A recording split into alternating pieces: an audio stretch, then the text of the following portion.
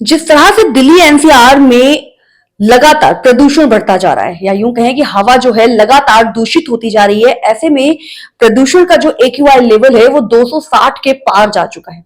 और हाल ही में दीपावली का त्योहार भी आने वाला है और ऐसी उम्मीद की जा रही है कि जिस तरह से दिवाली जो है वो पटाखों का त्योहार होता है, तो ये प्रदूषण शायद 260 से और बढ़कर 400 तक जा सकता है। डॉक्टर, ये बताइए, जिस तरह से वायु प्रदूषण जो है बढ़ रहा है, इसकी रोकथाम कैसे कर सकते हैं?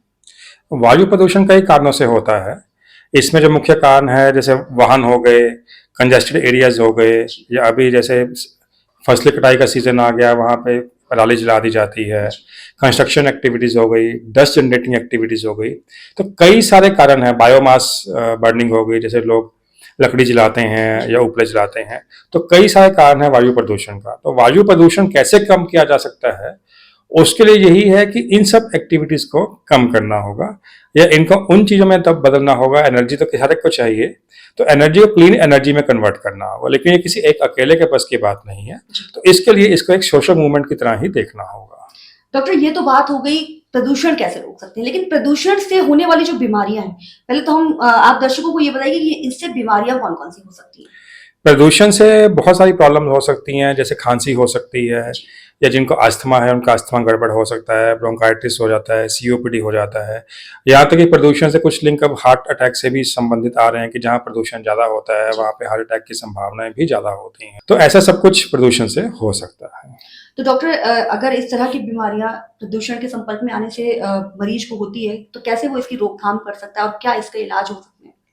जिन लोगों को तो पहले से ही प्रॉब्लम है, जैसे प्रदूषण मुख्य रूप से है, तो जिन लोगों को पहले से ही सांस से संबंधित प्रॉब्लम्स हैं, तो वो दवाएं अपनी नियमित रूप से लें, उपचार नियमित रूप से करें, अपने डॉक्टर के संपर्क में रहें, और जो उन्होंने उपचार बताए हैं वो लगातार लेते रहें।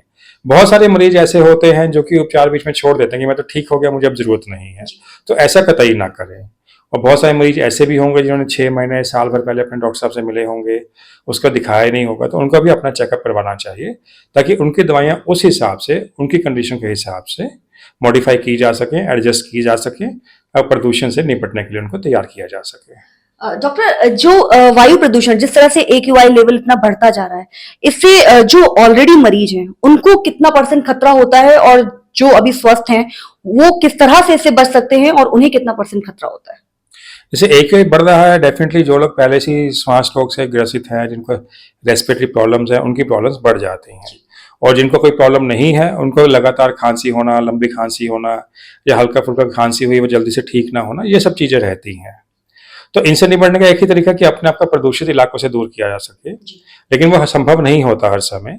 जो प्रदूषित वातावरण है, या जिस समय हम देखते हैं कि धुआं ज़्यादा हो रहा है या प्रदूषण ज़्यादा हो रहा है, उस समय हम अपनी आउटडोर एक्टिविटीज़ कम कर सकते हैं, इंडोर रह सकते हैं, सड़क पे ना जाएं, जैसे कोई झाड़ू लग रहा है या कहीं से कोई धुएं वाले व्हीकल जा रहे हैं। हम अपना ऑफिस आने जाने का थोड़ा रास्ता बदल सकते हैं, ताकि जो कम भीड़ भाड़ वाले या कम प्रदूषित रास्ते से हम जा सकें।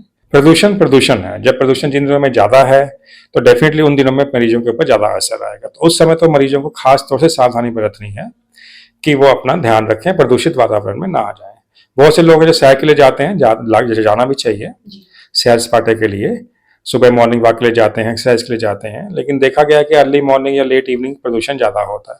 तो अपना सैर का टाइम या एक्सरसाइज का टाइम थोड़ा चेंज कर सकते हैं अगर पॉसिबल है, या अगर आउटडोर एक्सरसाइज नहीं संभव प्रदूषण के चलते, तो इंडोर एक्सरसाइज में उसको कन्वर्ट कर सकते हैं। अभी फिलहाल हमारे हॉस्पिटल में कितने ऐसे मरीज हैं जो एडमिट हुए हैं जो प्रदूषण की वजह से बीमार पड़े हैं?